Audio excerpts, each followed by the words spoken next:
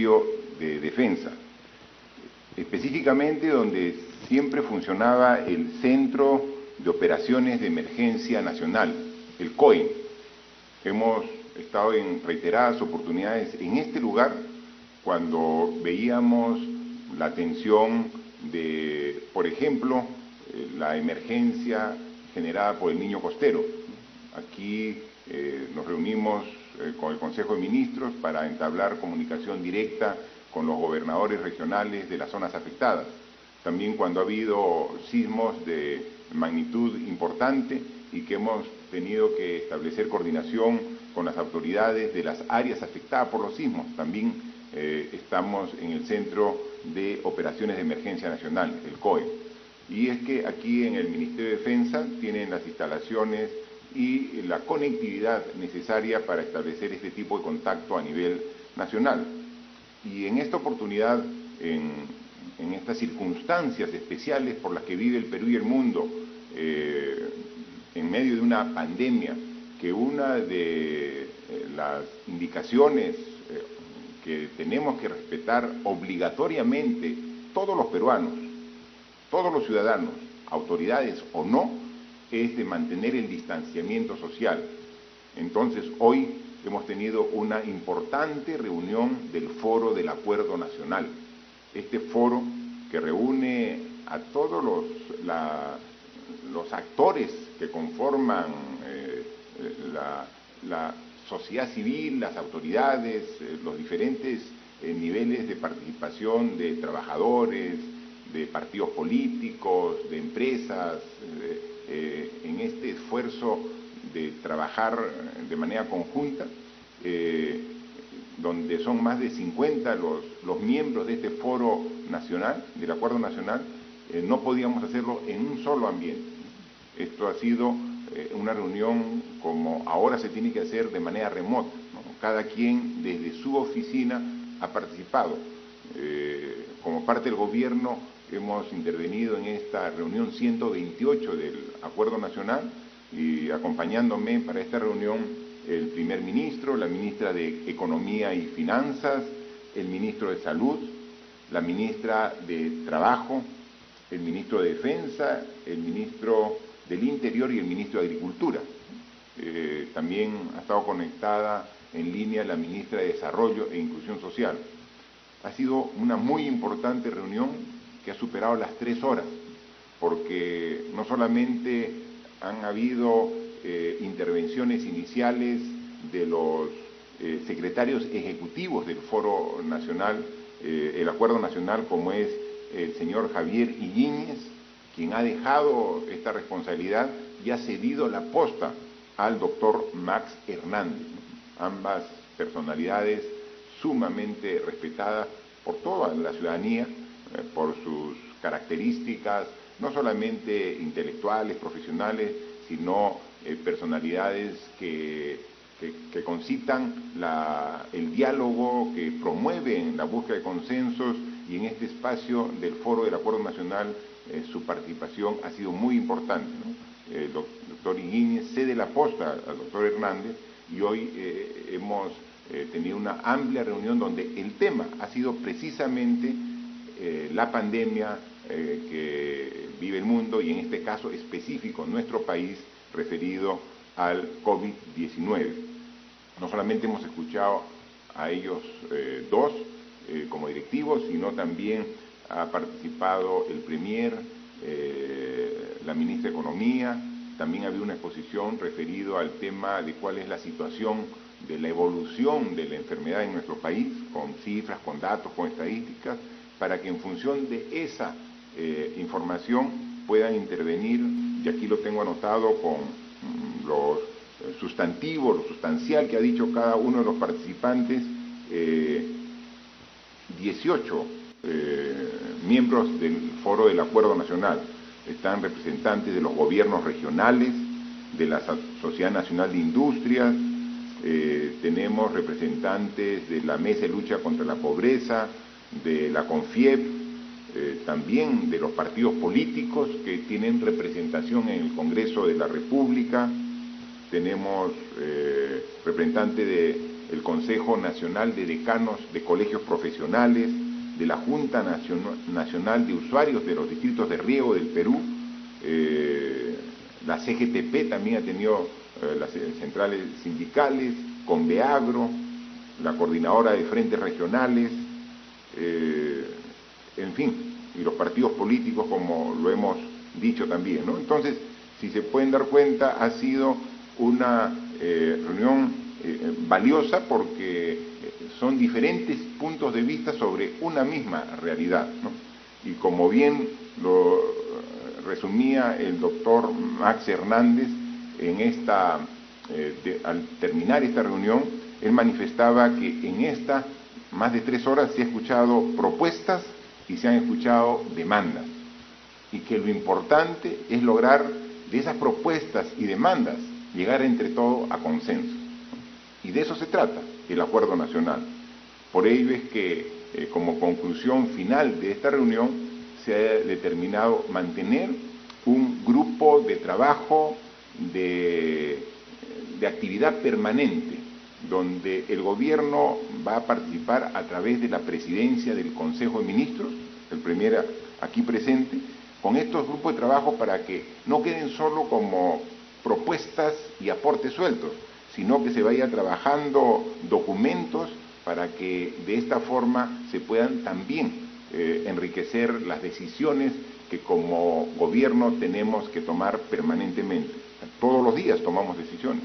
Esto es una enfermedad nueva, compleja, que nos obliga a tomar las mejores decisiones. Sin embargo, lo que hace un mes podía ser la mejor decisión a la luz de los resultados, requieren los ajustes necesarios para tener mejores resultados. Y eso no ocurre solo aquí en el Perú.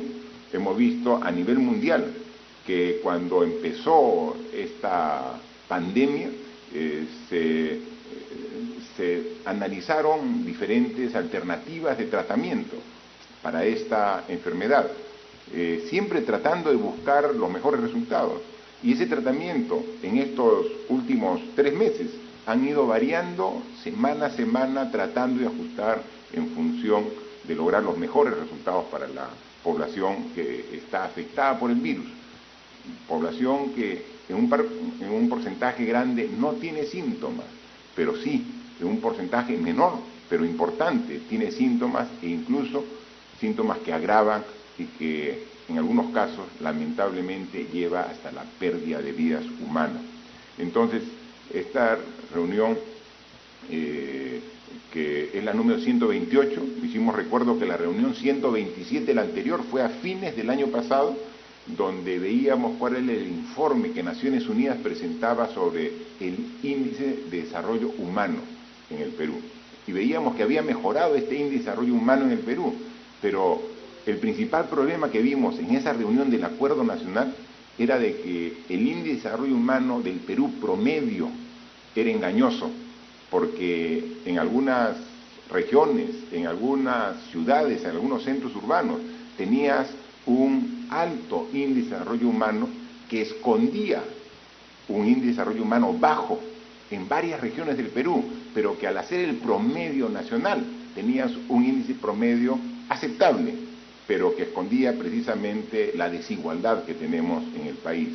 Esa desigualdad hoy la volvemos nuevamente a notar.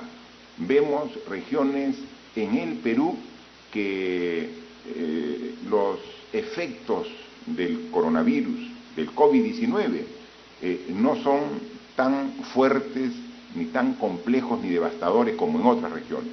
Entonces, esas desigualdades son las que tenemos que trabajar y tenemos que compensar como gobierno. Donde más efecto haya de esta pandemia, de esta enfermedad, es donde tenemos que poner mayor esfuerzo. Pero así como instituciones, autoridades, tenemos que poner mayor esfuerzo, también la propia población, que es lo más importante para poder combatir esta enfermedad, también tiene que poner mayor esfuerzo. Entonces, ese es el compromiso. Este es un trabajo arduo.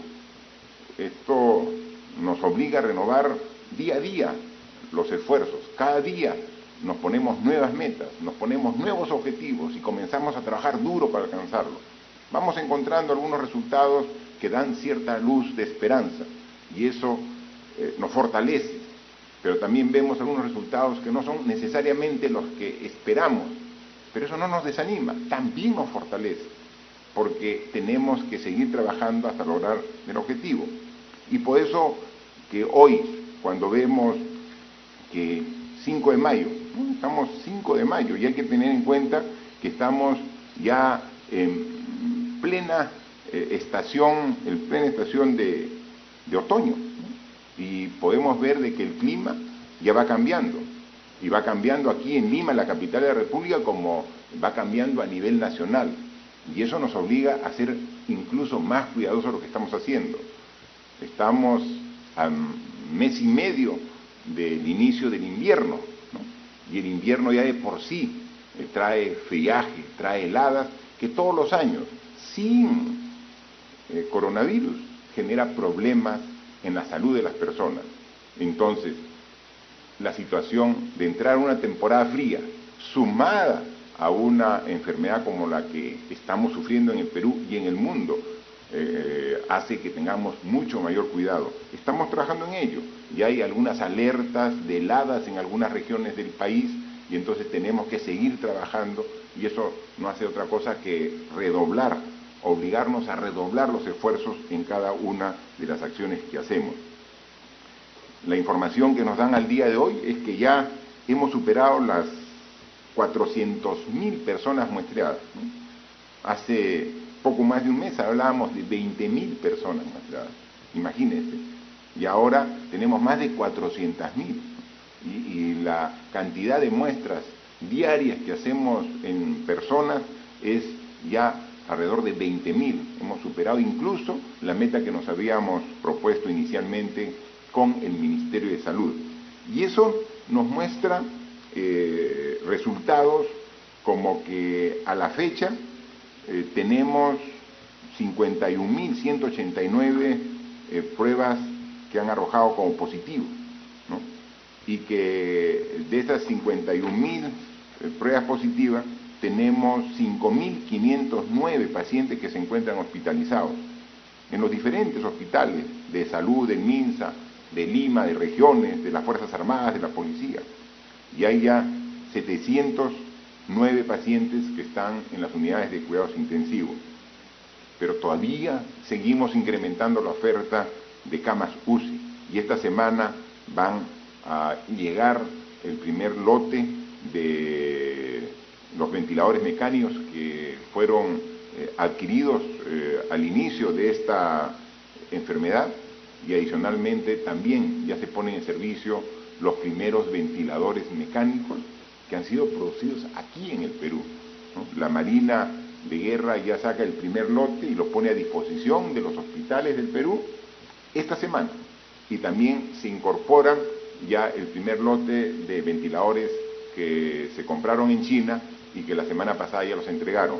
En consecuencia, cuando vemos que la cantidad de disponibilidad de camas UCI se va acortando, disminuyendo, otro esfuerzo más nos permite ampliar la oferta, como decíamos, para llegar en esta semana hasta las 1.000 camas UCI para poder seguir atendiendo. Sin embargo, el gran problema que tenemos es que en algunas regiones ya estamos llegando al límite de camas UCI y de hospitalización, y por eso estamos llevando hospitales de emergencia que se montan rápidamente para seguir atendiendo a la cada vez mayor cantidad de pacientes que requieren esta atención. Nos referimos principalmente a dos regiones del país, que es la región de Loreto y la región de Lambayeque. Los ministros, los equipos de trabajo permanentemente están yendo a esas dos regiones para atender una situación muy delicada, y que seguiremos poniendo todo nuestro esfuerzo para poder atender. Dentro de la evolución de la enfermedad en nuestro país, hoy también hubo una corta exposición sobre más o menos la curva de cómo se ha ido dando en estos 51 días que estamos del estado de emergencia y que estamos prácticamente 60 días, 2 meses, desde que se anunció el primer caso. Recuerden, el 6 de marzo se dio el primer caso y hoy estamos 5 de mayo. Hace 2 meses se dio el primer caso y hay 2 láminas nada más que quisiera destacar para que los puedan ver ustedes y toda la población, que una investigación, llamemos científica, independiente, habían hecho sobre el análisis de la data que tenemos en estos 2 meses en el Perú, ¿no? Ustedes pueden ver que aquí hay una lámina y que ustedes la tienen en la pantalla de sus televisores, donde se ven las 3 tipos de curva, ¿no? Y podemos ver que hay una curva que es la más alta, la que tiene el pico más alto. Ese pico más alto es la curva de qué pasaría, qué hubiera pasado en el país si no hubiéramos hecho nada, ¿no? Si es que simplemente nos enteramos de que llegó el COVID-19 dentro de nuestras fronteras y no hacíamos nada. Entonces, la evolución de contagiados y luego de hospitalizados y luego de fallecidos iba a tener este tipo de curva, ¿no? La curva más alta. Luego se tomaron decisiones el 15 de marzo, drásticas, extremas. Declarar un estado de emergencia es una decisión excepcional, y entonces se logró de que la curva no sea la curva más alta, sino esta curva que está en rojo, que es una curva que tiene menos pico en su altura, ¿no? Y luego hemos seguido tomando decisiones para que esta incluso baje un poco más. ¿Lo hemos logrado? Sí. Al nivel que quisiéramos todavía no, y por eso es que necesitamos seguir esforzándonos. Uno, en función del modelo matemático que use, puede encontrar cuántas personas hubieran fallecido si no hubiéramos tomado ninguna decisión, ¿no? Este análisis dice que podrían haber fallecido hasta 83.000 personas y que con una trayectoria, porque seguirían los fallecimientos a llegar a más de 400.000 personas, ¿no? Es una proyección, ¿no? Si uno hace otro análisis, otro modelo matemático, puede que no sean 80.000, que sean 60.000, o sean 50.000 o 100.000. Lo que sí todos coinciden, que si no hubiéramos hecho nada, no estaríamos hablando que a la fecha tenemos lamentablemente hoy 1.444 personas que han fallecido producto del COVID-19 confirmado, ¿no? La información que nos reporta el Ministerio de Salud. Si no se hubiera hecho nada, seguramente eran 50.000, 60.000, 80.000. Eso puede obedecer a diferentes tipos de análisis, pero sí sería muchísimo más, y eso es lo que se ha evitado con el esfuerzo de todos los peruanos, de todos, el esfuerzo de usted, de nosotros, para poder contener un avance de contagio altísimo, ¿no? Porque el contagio se mide con un factor que los estudiosos lo llaman el factor R, el factor R. El contagio, si el factor R es 1, quiere decir que cada persona positiva contagia a una persona. Es decir, ahí la epidemia se mantiene, ni aumenta ni disminuye. Si el factor R de contagio es más de 1, quiere decir que está aumentando cada día más el número de contagiados. Entonces, como es lógico, el objeto es hacer todo el esfuerzo para que R sea menor de 1, para que cada vez haya menos contagiados. Seguirán habiendo contagiados menos, y eso es la segunda lámina que también hoy día se ha expuesto en el foro del Acuerdo Nacional. Y ahí pueden ver las diferentes etapas en las que hemos estado nosotros en estos últimos 2 meses, ¿no? ¿Qué pasaba el 15 de marzo cuando se tomó la decisión? El R en el Perú era de 3, es decir, cada persona que estaba contagiada con el COVID-19, en promedio, contagiaba a 3 personas. Y entonces se tomó la decisión drástica de la inmovilización obligatoria, las restricciones que todos conocemos, y hemos visto cómo ha ido bajando gradualmente de R3 a R2, es decir, que cada persona ya contagiaba 2, pero no es suficiente, y entonces incluso se nota en la información pública que cada día se da, que ha habido un periodo que incluso nuevamente subió un poco el R de 2 a 2.3, 2.4, y luego a partir ya del 8 de abril, un nuevo esfuerzo nacional de todos comenzó a tender la curva hacia abajo, hasta el nivel que más o menos nos encontramos. Estamos aproximadamente en un R de 1.4 actualmente.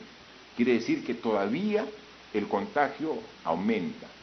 No a los niveles del inicio, que contagiaba R3, es decir, cada contagiado positivo a 3 personas, pero estamos todavía por sobre el R1, y ese es el esfuerzo que tenemos que hacer. Entonces, todavía este esfuerzo no lo hemos concluido. Entonces, tenemos que continuar en este esfuerzo de lograr contener esta epidemia. ¿Hemos avanzado bastante? Claro que hemos avanzado bastante, ¿no? Y por eso hemos tenido resultados que son completamente diferentes a los que hubiéramos tenido si no hubiéramos hecho nada. Pero todavía falta ubicar, como todos hemos visto, cuáles son los sitios donde hay gran aglomeración de gente, y ahí es donde está el contagio. Hemos visto en las entidades bancarias, en los bancos. Tenemos que todos hacer un esfuerzo para no hacer estas grandes concentraciones. Sabemos la importancia de poder cobrar el bono económico que como gobierno estamos dando, pero hemos dado varias alternativas para que no necesariamente tengan que ir al banco. Mucha gente incluso va al banco, no a cobrar, va al banco a averiguar si es que está considerado en el bono, cuando eso está a través de una llamada al teléfono correspondiente para determinar si tiene o no tiene ya la posibilidad de hacer el uso del bono, que como ahora ya salió el día de hoy el decreto de urgencia correspondiente, ya está la autorización del bono universal, con un esfuerzo para llegar a más de 6.800.000 hogares con este bono de 760 soles. Ya se está comenzando a pagar, eso está generando aglomeración en algunas entidades bancarias, pero tenemos que responsablemente manejar estos espacios para no generar focos de contagio. También existen focos de contagio en los mercados y estamos haciendo un esfuerzo. Ayer hemos tenido una reunión virtual como la que hemos tenido hoy en el Foro Nacional con los representantes de la Asociación de Municipalidades del Perú, la AMPE, y con esta asociación hemos visto los mecanismos para hacer un esfuerzo conjunto. Los municipios que tienen como su responsabilidad la administración y control de los mercados, para que nosotros a través del Ministerio de Agricultura podamos juntos, e incluso a través del Ministerio de Economía y Finanzas, dar los recursos económicos necesarios para que los mercados se mejoren, se ordenen, se modernicen. Sabemos que no podemos prescindir de los mercados, sino dónde la gente va a adquirir sus productos de primera necesidad, en los mercados, pero mercados que no sean focos de contagio, que no un vendedor que esté positivo esté contagiando a todos los clientes que van a adquirir los productos en ese mercado. Mercados con orden, con limpieza, mercados que permitan ir y tener la seguridad de que no vamos a contagiarnos. Ese esfuerzo tenemos que hacerlo y tenemos que continuarlo, o sea, tenemos que insistir en ese esfuerzo. Hemos avanzado bastante, sigamos avanzando lo poco que nos queda para decir de que ya tenemos controlada la enfermedad. ¿De quién depende? De nosotros. Vemos gente que cada vez más circula por las calles. No hemos aún terminado el estado de emergencia, no hemos llegado también al objetivo que tenemos de la tasa de contagio menor a 1. Entonces, ratifiquemos nuestro esfuerzo. Hemos visto de que la gente masivamente, cuando sale, lleva sus mascarillas, pero muchos las llevan y no se las colocan o se las colocan mal. Un esfuerzo de responsabilidad de todos, depende de nosotros, nadie más de nosotros, para poder terminar este último tramo que nos falta para poder superar esta difícil enfermedad. Motivo importante de esta reunión también, y se ha dedicado varios minutos a la ministra de Economía y Finanzas para que pueda exponer ante todos los integrantes del Foro Nacional todas las medidas que hemos hecho en estos 50 días. Medidas para apoyar a las instituciones de salud, es decir, cómo fortalecemos nuestra respuesta en salud, las medidas que hemos tomado para dar recursos para que nuestra policía, nuestras Fuerzas Armadas puedan dar la seguridad del caso.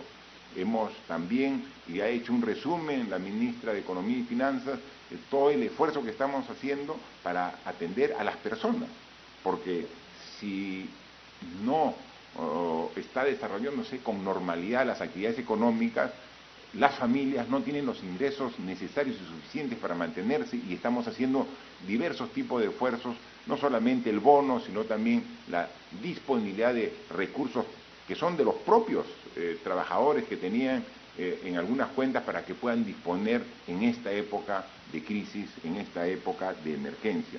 Todo eso se ha explicado y también se ha tomado conocimiento, pero no solamente lo que ya hemos hecho, sino lo que planteamos hacer para que en este proceso, en la medida que vamos llegando a tener una tasa de contagio menor de 1, poder ahí también gradualmente y con el cuidado necesario, verificado, poder algunas actividades comenzar a iniciarlas para generar fuentes de trabajo que requiere toda la población.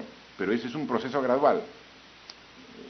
Quizás se entendió de que en esta semana, por ser la primera semana de mayo, comenzaba la actividad y se generó una expectativa con presencia mucho más de lo normal de personas, de ciudadanos en las calles de Lima y de las diversas regiones del país. No, esto es un proceso gradual, y conforme vaya acreditándose de que está garantizada la seguridad de una actividad para que se evite el contagio con el desempeño de esa actividad, recién ahí se podrá. Por eso hemos dicho, es en el transcurso del mes de mayo que nos hemos puesto como tarea reinicio de algunas actividades. Hay que incidir en los focos de infección, mercados, bancos y también en el transporte público. Estamos haciendo esfuerzos para, con el Ministerio de Transporte, el Ministerio de Agricultura, con el sistema financiero, ver qué medidas adicionales tomamos para evitar que esos focos de contagio sigan manteniendo alta la tasa a nivel nacional. Para ello seguimos trabajando en diferentes aspectos, y dos normas importantes que hemos aprobado en Consejo de Ministros y que paso a informar, es un decreto legislativo, no, es un proyecto de ley que hemos aprobado en Consejo de Ministros para que el Congreso lo apruebe. Hoy hemos ingresado este proyecto de ley al Congreso de la República para, a instancias del Ministerio de Justicia, dar algunas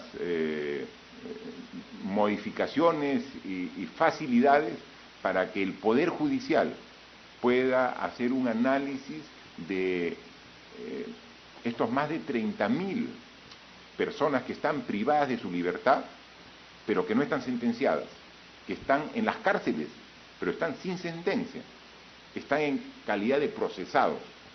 Entonces, en este momento, donde debemos analizar la problemática de diversos sectores, la problemática del INPE es una de las problemáticas que hay que darle una atención especial.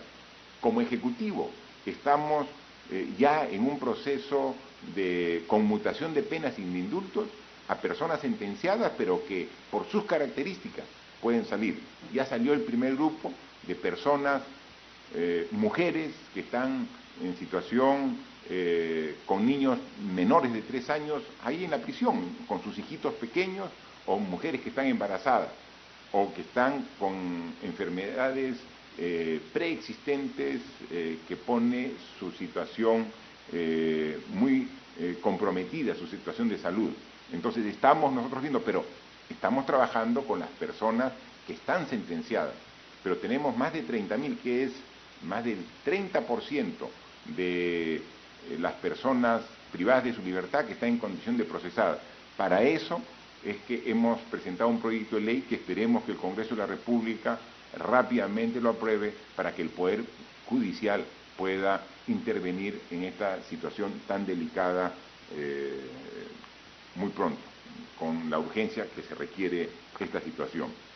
Adicionalmente, hemos aprobado un decreto de urgencia, específicamente el decreto de urgencia 1476, referido a la educación privada. Lo que queda absolutamente claro es que en el corto y mediano plazo las clases no pueden ser presenciales. Los alumnos de inicial, primaria, secundaria, de educación técnica superior, de educación universitaria, van a tener que hacer todavía por un buen tiempo las clases a distancia. Hemos hecho un gran esfuerzo a través del Ministerio de Educación para que estas clases en todas las instituciones públicas se hagan a través de Aprendo en Clase. Hemos visto los mecanismos, y estamos trabajando con los docentes para que interactúen con los alumnos, y sabíamos que al inicio iba a ser complejo y difícil, pero poco a poco la misma necesidad está generando los mecanismos de mejora continua para tener un dictado de clases que sea aceptado por los alumnos, por los padres de familia y en general por el sistema educativo. Pero la educación no solamente es la educación pública, también hay educación privada. Y había muchas quejas de padres de familia sobre que la educación privada, considerando que también es remota, un análisis simple concluye de que es menos costo y en consecuencia debería haber una disminución en la pensión de los estudiantes. Algunos colegios lo han hecho, otros no lo han hecho. Otros colegios han hecho una disminución de la pensión mínima, casi imperceptible. Y entonces, ¿cuál es lo correcto? ¿Cuánto debe de descontarse a la pensión de pasar a una educación presencial a una educación a distancia? Entonces, lo que establece este decreto de urgencia es la transparencia de la información. Tienen que hacer las entidades educativas privadas, tienen que hacer precisamente una justificación del costo de los servicios de educación que prestan. Y decir, miren, mi costo antes, cuando era presencial, y hacer un análisis de costo, hacer un presupuesto, era este. Y ahora que es a distancia es este otro, lo que justifica cuál es el descuento. Pero eso tiene que ser público y tiene que ser transparente para que los padres de familia, con el conocimiento de esta información, digan, estoy de acuerdo, acepto esta nueva pensión. Y los que no acepten tengan la posibilidad de cambiar de institución educativa. Pueden pasar a otra educación privada que sí les dé los costos que considere convenientes y adecuados el padre de familia, o incluso pueden pasar a la educación pública, que el Ministerio de Educación está en un proceso de abrir nuevamente las matrículas para poder aceptar a los alumnos de la educación privada que no les justifique a los padres de familia el costo de la pensión. Esto se ha aprobado hoy y ha salido publicado hoy en un decreto de urgencia para conocimiento de todos los padres de familia que estaban preocupados por este aspecto, ¿no? Es lo que queríamos dar a conocer el día de hoy. Un tema que también es de preocupación no solamente de las personas involucradas, sino de la población en general, es este intento muy importante de personas tratando de regresar a sus regiones de origen, ¿no? Estamos cada vez mejorando la forma de articulación entre nosotros como gobierno y los gobiernos regionales, y también ya involucrando a los municipios para que puedan recepcionar a sus paisanos, a sus coterráneos que quieren regresar a sus lugares de donde salieron alguna vez, seguramente con otro tipo de expectativas de vida, de trabajo, y ahora quieren regresar porque esta situación de crisis, de emergencia, es compleja para todos, y en consecuencia ya esta coordinación que al inicio fue difícil y que permitía el retorno de pequeñas cantidades de ciudadanos, y a través de un esfuerzo de la PCM, del Ministerio de Ambiente, que le hemos delegado esta responsabilidad a la ministra Fabiola Muñoz, ya se ha logrado trasladar a sus regiones de origen a más de 19.000 personas.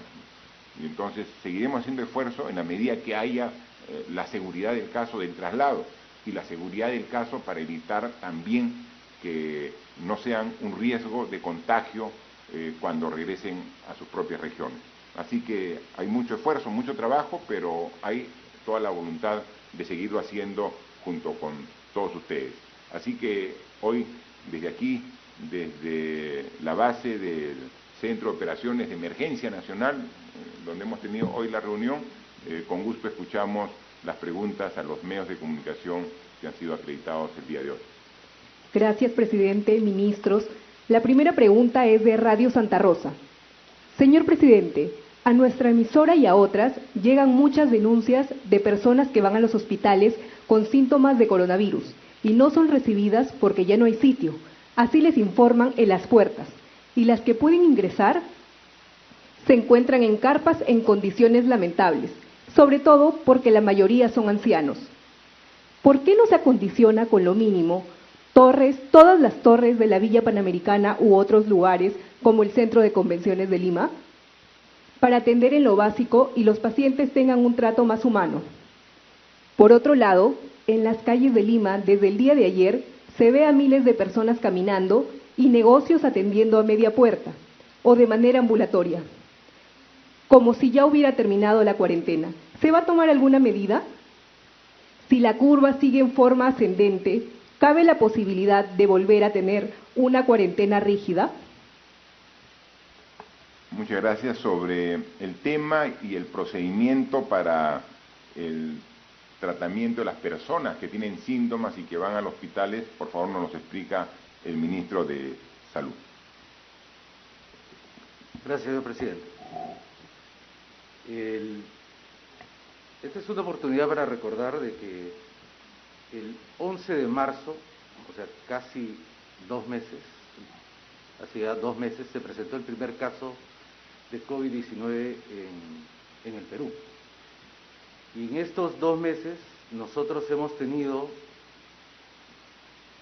55.189 casos positivos que han llegado a nuestros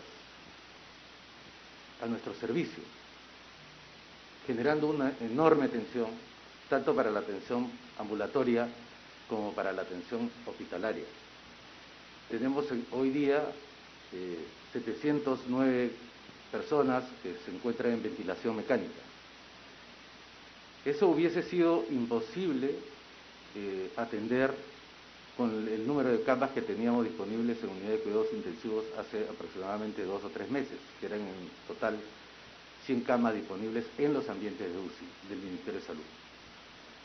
Hoy día estamos próximos, en aproximadamente el 15 de mayo, debemos llegar a la meta que nos habíamos planteado de tener 1.000 camas de unidad de cuidados intensivos operando. Pero no solamente hemos ampliado nuestra capacidad de atención en unidad de cuidados intensivos, sino también en la hospitalización.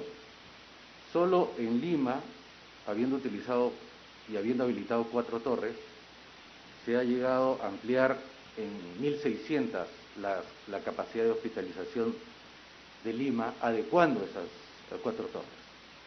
Este es un proceso progresivo y seguramente vamos a ir ampliando tanto con las otras torres como en el centro de convenciones que se ha mencionado en la pregunta y otras áreas que también están identificadas y están en pleno proceso de desarrollo del proyecto.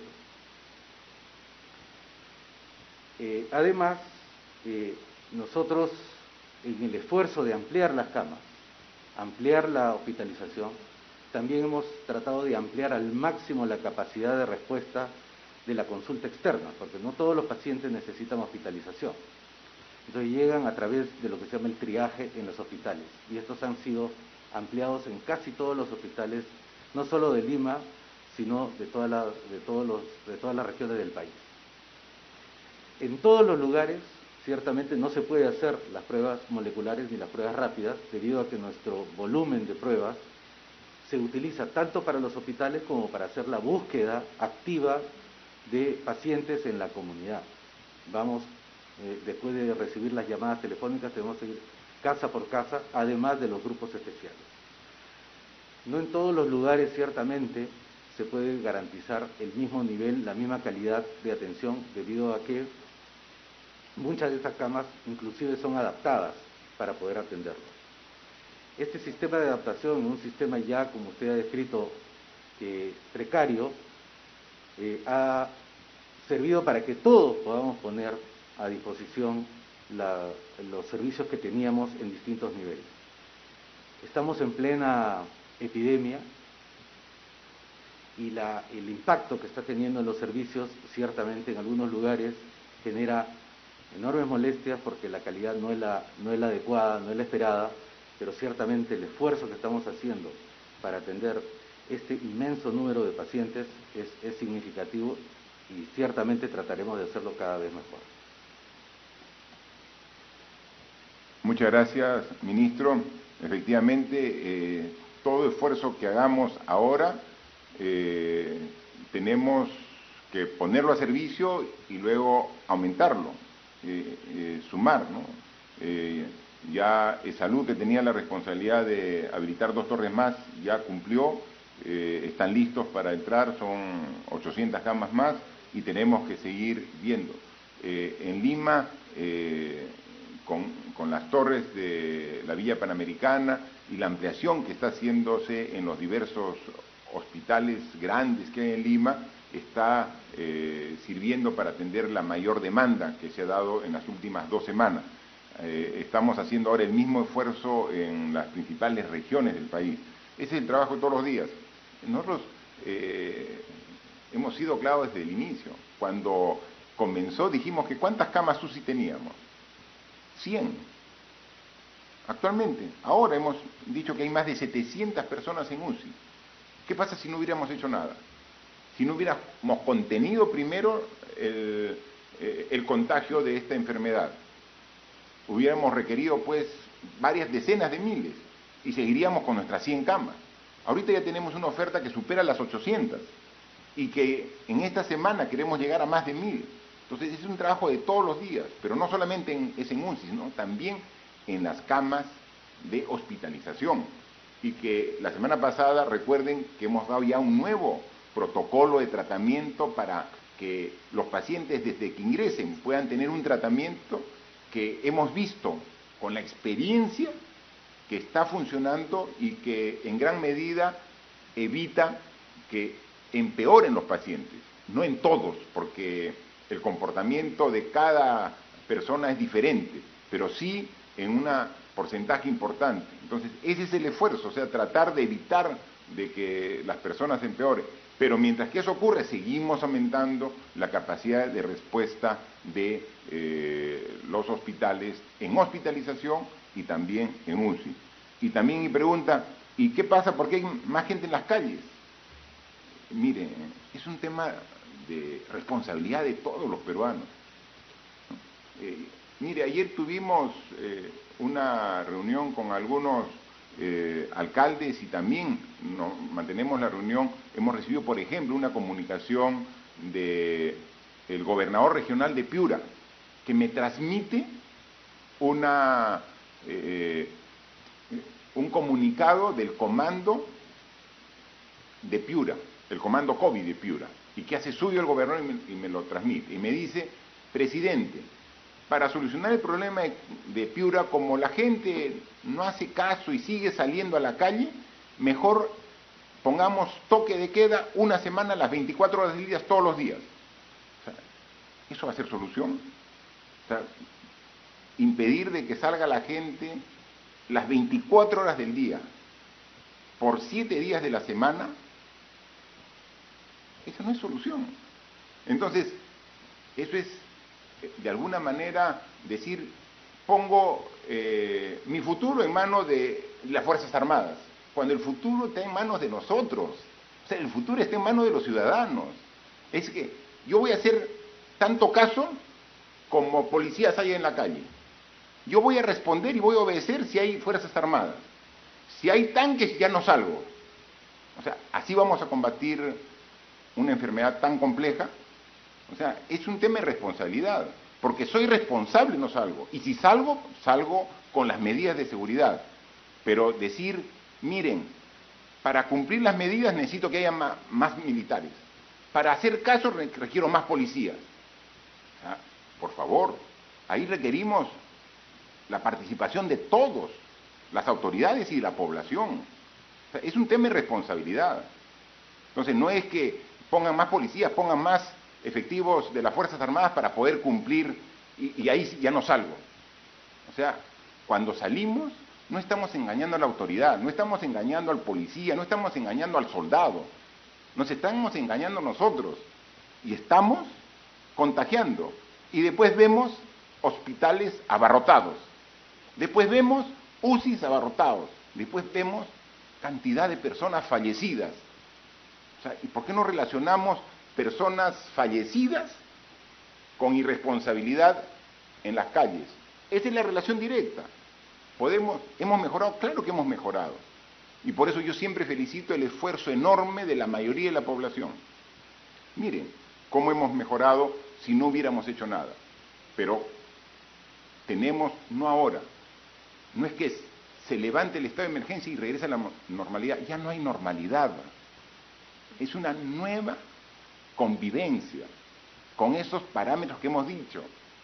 No es que se levante el estado de emergencia y dejo de usar mascarilla en la calle, que se levantó el estado de emergencia, ¿qué hacemos? Que ya se levanta, una fiesta. No hay reuniones sociales, no podemos juntarnos hasta que no esté derrotada la enfermedad y que esta epidemia o pandemia, porque ya es a nivel global, sea derrotada o con una cura o con una vacuna. Como faltan meses para llegar a cura o vacuna, tenemos nosotros que ser los que tenemos que combatirla, con nuestra distancia, con nuestra protección, con nuestras medidas de higiene. Con eso la combatimos, así de simple. ¿Y de quién depende? De todos los ciudadanos, de nadie más. De nosotros depende que podamos combatir esta enfermedad. La segunda pregunta es de Radio Chévere desde Huaraz. Señor presidente, Huaraz no cuenta con un hospital de nivel para afrontar los casos de COVID-19, debido a las exigencias técnicas del PRONIT y los sucesivos actos de presunta corrupción que han dejado las gestiones de los gobiernos regionales anteriores. ¿Es posible que el Ejecutivo pueda destinar un presupuesto para su construcción post-COVID? Al igual que la región Loreto, el Hospital de Huaraz no cuenta con una planta para producir oxígeno y eso empeora la capacidad de respuesta de los profesionales de la medicina. ¿Es posible un trabajo articulado entre el gobierno central y el gobierno regional para efectuar su implementación? La situación de los establecimientos penitenciarios han generado un alto grado de hacinamiento, por lo cual se requiere de urgentes medidas sanitarias. En Huaraz ya son 4 los internos fallecidos. ¿Es posible la atención de una urgente reforma del sistema penitenciario para evitar esta situación? Igual, por favor, ministro de Salud, la parte que le corresponde de la pregunta y luego complementa también el premier, por favor. En relación con la región, nosotros tuvimos la semana pasada una reunión con el gobierno regional y con el director de salud de la región, en el cual se nos presentó el conjunto de inversiones que ha hecho la región para mejorar su capacidad de respuesta en atención de salud. Y efectivamente la región ha invertido o está en proceso de inversión de cerca de 60 millones de soles, una de las inversiones más fuertes que que se pueda ver en lo largo de todas las regiones, destinando parte del canon a unos proyectos de inversión para reposición y reparación. En materia del hospital, efectivamente, tenemos dos ángulos en la pregunta. Uno es el hospital propiamente dicho, que hemos dado indicaciones en esa misma reunión al PRONIS para que evalúe si este proyecto es viable en materia de mejoramiento de la infraestructura actualmente existente o de un nuevo hospital en esa zona. En relación con el equipo de oxígeno, no solamente para ese hospital, sino para el resto del país, y dada justamente la experiencia dolorosa que estamos viviendo en Loreto, estamos redireccionando algunos fondos, pero fundamentalmente asistencia técnica para que conjuntamente con las regiones podamos utilizar saldos de balance que se encuentran en los presupuestos de las regiones y poder invertir rápidamente en el desarrollo de plantas de oxígeno medicinal en donde así se requiera. Muchas gracias. Sí, presidente, gracias. La situación y realidad de los distintos penales del país casi es uniforme, hacinamiento básicamente.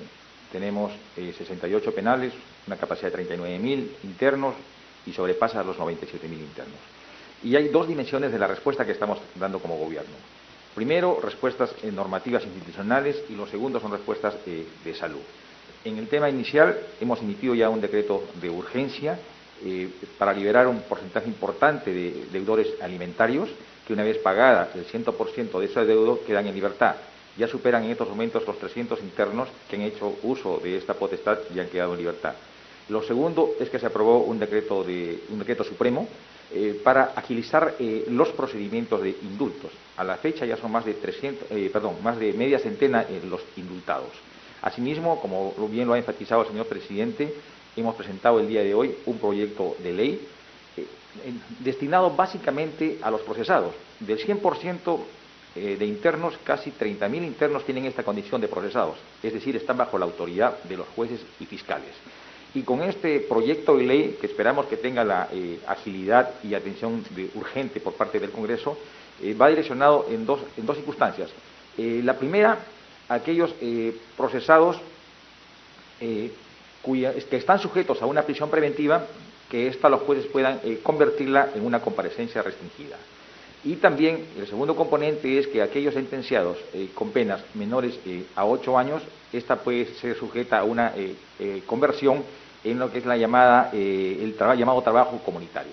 En el tema de salud, ya se ha enfatizado, son distintos componentes que hemos tomado como gobierno.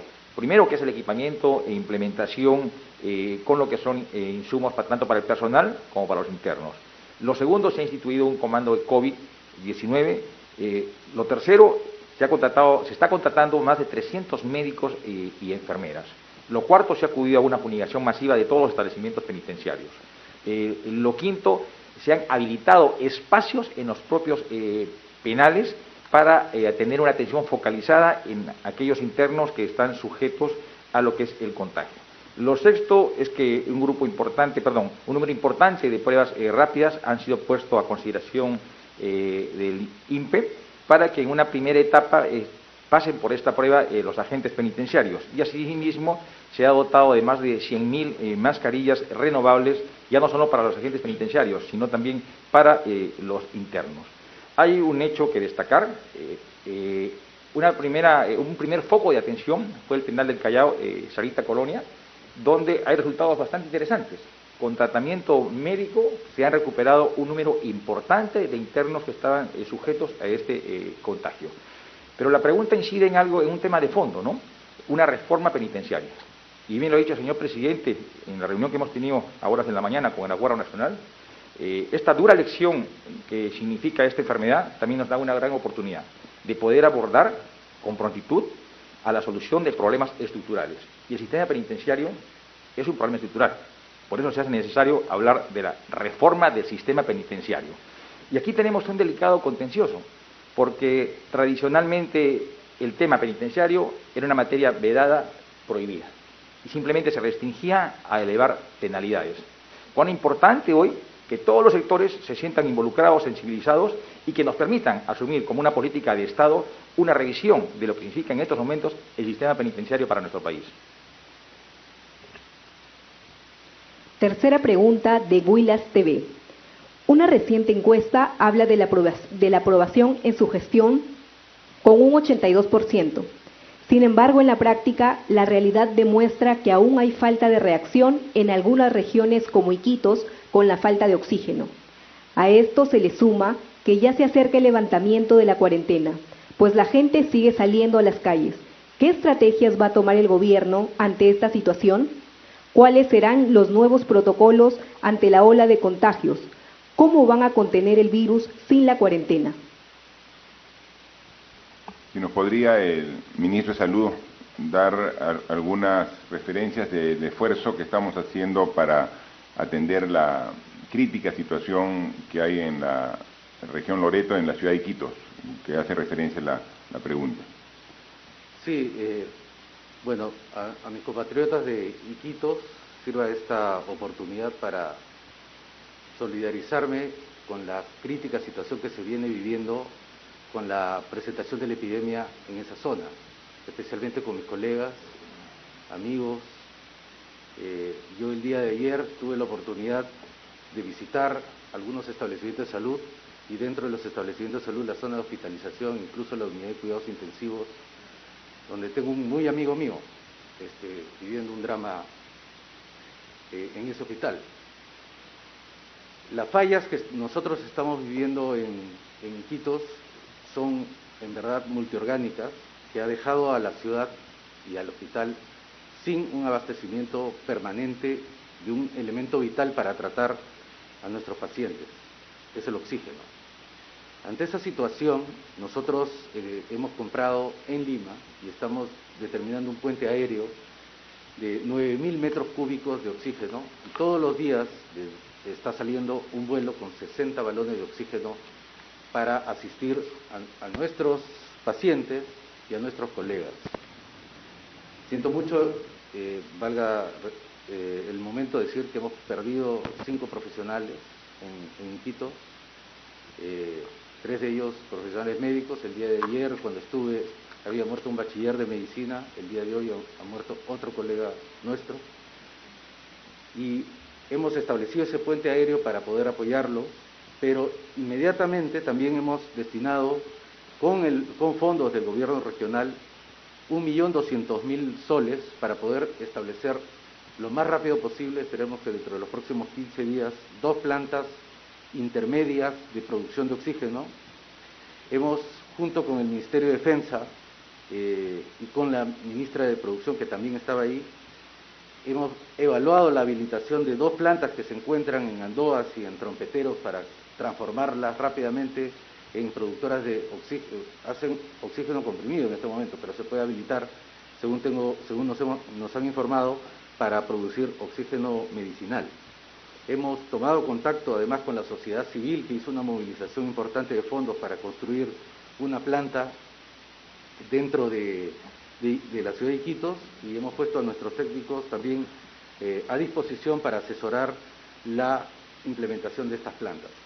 Sin embargo, somos conscientes de que estos son a 2, 3 y hasta 4 semanas en que todas estas iniciativas, más unidades de apoyo eléctrico, porque durante el fin de semana las plantas de producción de oxígeno que se encuentran en Iquitos fallaron por fallas en el sistema eléctrico de la ciudad. Entonces también vamos a intervenir para que se mejore la dotación de electricidad que estas plantas procesadoras de oxígeno requieren. Además, señor presidente, compatriotas en Iquitos, nosotros seguiremos movilizando ingentes cantidades de equipos de protección personal. Esa es una de las regiones donde hemos hecho más vuelos de apoyo a nuestros colegas, a nuestros trabajadores, y somos plenamente conscientes de la situación que se está viviendo ahí. Continuaremos movilizando oxígeno, equipos, medicamentos a esa zona. En cuanto a las nuevas estrategias, en Iquitos hemos podido observar que ya están implementando los nuevos protocolos de atención, tienen los medicamentos para poder desarrollar eso en el primer nivel de atención, con todas las limitaciones. Hemos determinado además que va a salir un nuevo contingente de profesionales, médicos, enfermeras y también tecnólogos médicos de diversas especialidades para apoyar los esfuerzos que ahí se vienen realizando. No es una tarea fácil, pero no cejaremos en nuestro esfuerzo de apoyarlos día a día. Cuarta pregunta de Útero PE. El señor Juan José Santibáñez Antúnez, designado como jefe de gabinete de asesores del Ministerio del Interior, ha sido un defensor de policías involucrados en casos de corrupción como los intocables ediles, el Escuadrón de la Muerte, los babies del Fundo Oquendo y la Red de Protección Ilegal al ex asesor montesinista Óscar López Beneses. Además, su cuenta de Twitter fue cancelada después de que el periodista Marcos Cifuentes destapara que el señor Santibáñez coordinaba con la red de Fujitrolls, profería improperios desde sus redes y fue parte del equipo de campaña de Keiko Fujimori. Esto sin contar que el propio ministro Gastón Rodríguez también ha sido involucrado en el caso Los Intocables Ediles, que hay un policía desaparecido en Trujillo y que el jefe de la policía duró 10 días en ese cargo.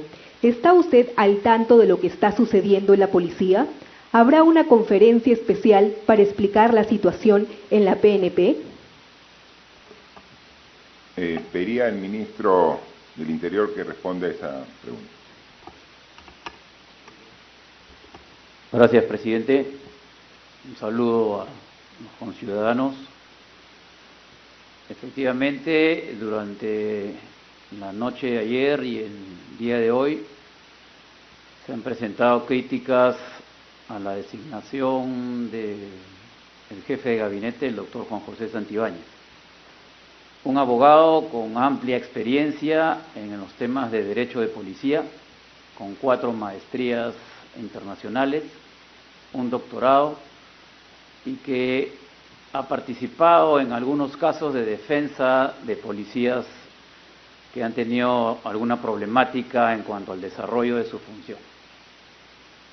La evaluación que hace el Ministerio del Interior es permanente y en ese sentido también debo de comunicar a la opinión pública que el doctor Juan José Santibáñez fue aquel que defendió el caso emblemático y que resultó una cruzada nacional en el caso del suboficial Elvis Miranda, en Piura.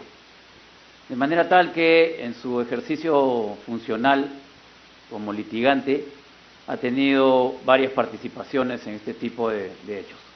La evaluación que hacemos desde mi despacho resulta constante y permanente y hemos trazado una línea de acción y un plan que desarrollar. Vamos a pedir resultados concretos en este tipo de hechos. De igual forma, referente a mi involucramiento con el caso de los intocables ediles, quiero aclararle a la opinión pública que no tengo absolutamente nada que ver, no fui comprometido en la investigación, en ningún momento me llamó la Fiscalía.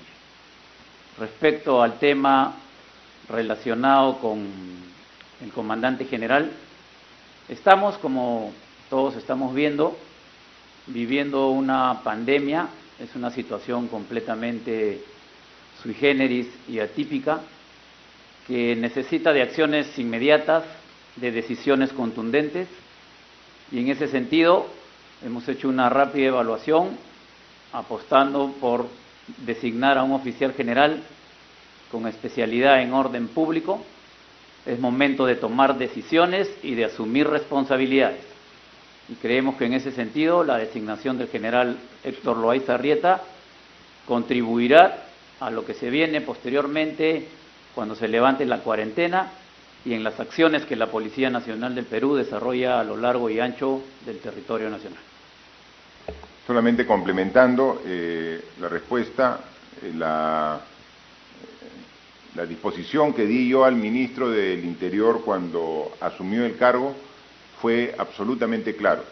Fue una disposición que, entre muchos aspectos que tenía que ver en esta institución tan importante en estos momentos y en el acontecer de la vida del gobierno del Estado, como es la Policía Nacional, tenía que ver principalmente 2 temas.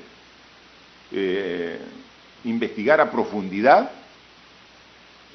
las denuncias de hechos de corrupción que se han dado en los últimos días o semanas en la policía. En esta etapa de la emergencia nacional se ha tenido que hacer adquisiciones de manera rápida para poder precisamente estar preparado en una circunstancia tan especial. Pero atender rápido, con diligencia, con efectividad, no significa con procedimientos ilegales, no significa con actos de corrupción. Entonces, la indicación y la primera disposición que le he dado al ministro es un trabajo de verificación, investigación y denuncia de los casos de corrupción, ¿no? Y eso vamos a estar vigilantes que se haga desde el gobierno. Y lo segundo, una mejor atención al personal policial. Hemos sido testigos, como todos los peruanos, de una falta de atención adecuada. Al estar expuestos los policías, como todos los trabajadores de primera línea en esta emergencia que nos lleva a esta enfermedad tan contagiosa, están expuestos a que puedan ser contagiados, ¿no? Hay que tener más cuidado para no contagiarse. Pero si el caso fuera que se contagie, tienen que ser atendidos de manera adecuada por la institución, y no se estaba haciendo ello.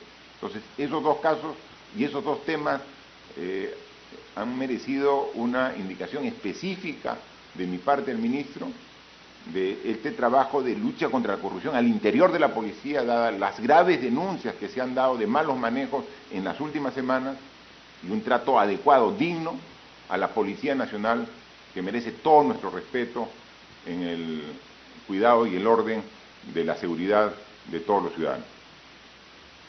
Última pregunta de Radio Madre de Dios desde Puerto Maldonado. Señor presidente, en Madre de Dios estamos preocupados ante el panorama que vemos en Loreto y Ucayali, porque el presupuesto parece ser insuficiente. En Madre de Dios, ninguno de los distritos están considerados en los quintiles de extrema pobreza, siendo excluidos de ayudas comunidades en extrema pobreza que más lo necesitan. Hay una demanda insistente por parte de nuestros pueblos indígenas para que se establezca un plan de emergencia de atención específica a sus comunidades. Sabemos que muchas de ellas, por su lejanía, no tendrán acceso ni a un respirador, ni a una UCI, ni a un balón de oxígeno. ¿Cuáles son las medidas concretas para atender esta región periférica como es Madre de Dios? ¿Se ha elaborado ya el plan de emergencia COVID para estas comunidades indígenas amazónicas? ¿Cuándo se va a activar? De igual manera, por favor, pido al ministro de Salud para que responda los temas que atañen a su responsabilidad. En relación con las comunidades y pueblos indígenas del Perú, conjuntamente con el Ministerio de Cultura, el Ministerio de Desarrollo e Inclusión Social, el Ministerio de la Mujer y Poblaciones Vulnerables y el Ministerio de Salud, hemos elaborado justamente un plan para poder intervenir y proteger a estas comunidades, y que incluyen la participación de las mismas. La intervención, sin embargo, depende de la capacidad de la organización del sistema de salud en cada uno de estos lugares, sea Loreto, Ucayali, San Martín, Madre de Dios, entre otras. La capacidad para movilizar los recursos se mide de manera conjunta con los gobiernos regionales y las direcciones de salud. El desarrollo de la implementación de estas actividades tiene diferente nivel de evolución. En el caso de Loreto, por ejemplo, esta ya está, justamente el día de ayer estuve en una conversación con el doctor Minaya, director de la región de Loreto, para ver cómo estaba la implementación de este plan, y se encuentra, digamos, en pleno desarrollo. En el caso de Madre de Dios, debido a que todavía la epidemia está en sus fases iniciales, el desarrollo de las mismas no es tan avanzado como en Loreto o Ucayali. El plan no solamente incluye la atención, por supuesto, sino por lo que se ha mencionado, por la lejanía, tiene un fuerte énfasis en la prevención y en el diagnóstico temprano. la implementación de cada localidad, de cada distrito, de cada provincia, de cada región, es una cosa que estamos monitoreando y ciertamente continuaremos con los esfuerzos, así como se hace en las zonas urbanas, para poder desarrollarlo. El día de mañana, junto con el Ministerio de Cultura, tenemos una conferencia virtual con los representantes de las poblaciones indígenas y las comunidades nativas para poder afinar lo que venimos haciendo. Muchas gracias. Miren, ya estamos a 50 días del estado de emergencia. Los resultados se pueden ver y se explican en función de análisis que hacen expertos y que podemos acceder todos. Y los resultados no solamente son los que se muestran ahora, sino son los que tenemos que proyectar al futuro. Lo dijimos desde el inicio y lo ratificamos ahora. Esta enfermedad no es una enfermedad de un mes, ni 2 meses, ni 3 meses. Nos tiene que obligar a prepararnos para una etapa que es la que estamos actualmente viviendo, que es la etapa de propagación de la enfermedad y con esfuerzos de contención que hacemos las instituciones y la población. Luego va a haber una segunda etapa, que es una etapa intermedia, donde tratamos de recuperar las actividades previas al inicio de esta epidemia. Y luego, a partir del próximo año, es donde planteamos nuevamente el retorno a esa senda de progreso y desarrollo que queremos todos los peruanos. Y esta etapa es difícil, es compleja. Nunca lo hemos negado. Y si no tenemos completa conciencia de ello, podemos confiarnos. Y lo peor que puede pasarnos a los peruanos es confiarnos. Hemos visto que algunos países que tienen esta enfermedad con unos meses o quizás semanas de anticipación, cuando ya la estaban superando, se confiaron y nuevamente hay un rebrote que nuevamente sume a la población en el dolor y en la muerte. Entonces, lo que tenemos que hacer responsablemente todos es ser conscientes de que el futuro está en nuestras manos, depende de nosotros, de todos, de la unidad de los peruanos. Justo es en estas épocas, las más difíciles, donde salen voces discordantes, donde salen voces de desaliento y que tratan de contagiar ese desaliento en la población. Y eso sería lo peor que nos pueda pasar como sociedad. En uno de sus análisis, la ministra de Economía me decía de que la consecuencia económica de esta crisis puede ser similar a la consecuencia económica que tuvo el Perú después de la Guerra del Pacífico, la guerra con Chile. Imagínense, una guerra convencional, una guerra de ejércitos, una guerra que generó muerte, destrucción, pero dejó mucha pobreza, porque se cayó completamente la economía y 2 años estábamos con indicadores bajísimos. Esas consecuencias que tuvimos hace más de un siglo son similares en la situación económica que podríamos tener.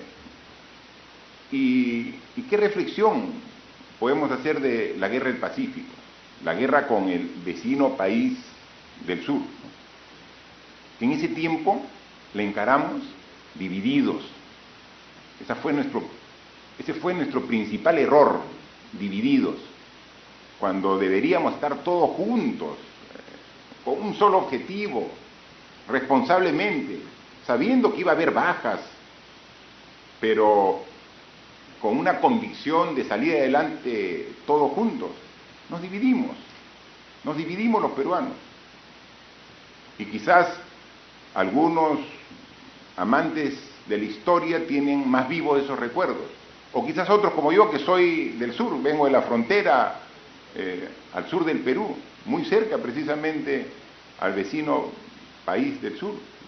Y entonces uno ahí ve que perdimos territorio, perdimos futuro, perdimos familiares, perdimos vidas por estar desunidos. Y seguramente en esa oportunidad, como ahora, habían estas voces de desaliento, de desánimo, voces que en vez de apoyar y decir en qué ayudo, ¿no? Es voces que vienen siempre a cuestionar cualquier esfuerzo que se haga. Alguien dijo por ahí, presidente, usted que tiene 82% de aprobación, eso es absolutamente irrelevante, ¿no? No tiene nada que ver. Eso, aquí lo que interesa no es la aprobación que tenga, eso es irrelevante. Es más, tienen obviamente toda la libertad y potestad de hacer este tipo de encuestas, ¿no? Yo preferiría que vayan enfocados a qué hacer como sociedad para lograr esta unidad que nos hace falta. Tenemos resultados que pueden ser mucho mejores y vamos a insistir en ello. No vamos nosotros en ningún momento a disminuir nuestro esfuerzo, porque sabemos que esto es un trabajo de largo aliento. Si alguien por ahí quiere tirar la toalla, que lo haga. Si alguien por ahí quiere abandonar el esfuerzo, que lo haga. Nosotros no. Nosotros nos debemos al pueblo y vamos a estar al lado de él en todo momento, y más en estos momentos difíciles, cuando vemos las muertes, cuando vemos sí ya las faltas de camas, ¿no? Cuando vemos que algunos sistemas del Estado peruano ya no alcanzan para atender todo lo que requerimos. Ahí es donde necesitamos a los verdaderos peruanos, a los que quieren cambiar el Perú, ¿no? Pueden haber otros que sí, desde el balcón, se puedan criticar. Es muy fácil desde afuera, y nunca tomó ninguna decisión, o no tomó las decisiones correctas cuando debió hacerlo. Critiquen, que sigan criticando. No nos van a bajar el ánimo, no nos van a quitar el esfuerzo, no nos van a disminuir la convicción de trabajar por el Perú. Estamos en momentos difíciles, sí, muy difíciles, y por eso yo llamo a la conciencia de toda la población. Seguiremos aquí de la mano con nuestras Fuerzas Armadas, con la policía, para poner orden donde se necesite, pero el principal orden que debe poner es el propio ciudadano, en su casa, en su cuadra, en su distrito, en su barrio. Ahí, organización para poner el orden que se requiere. No es necesario solamente esperar que vengan las fuerzas públicas para recién ordenarlo. No, nosotros mismos tenemos que dar el ejemplo, y lo vamos a hacer, y vamos a tener y el refuerzo y la moral de la policía y Fuerzas Armadas está al tope para seguir trabajando. Queremos que esa moral también esté en cada uno de los ciudadanos del Perú. Moral arriba, vamos a salir de esta. Estamos en momentos difíciles, pero juntos vamos a salir. Tengan esa convicción que juntos lo vamos a hacer. Muchas gracias. El mensaje entonces del presidente: el gobierno no va a bajar la guardia. Se ha dado a conocer ya de más de 400.000 personas que han sido muestreadas. A la fecha, 51.189 pruebas han arrojado positivo. La información que tenemos entonces desde el puesto de comando de la FAP, donde funciona el comando COVID y Te Cuido Perú en el distrito de Jesús María. Adelante con la programación habitual de TV Perú.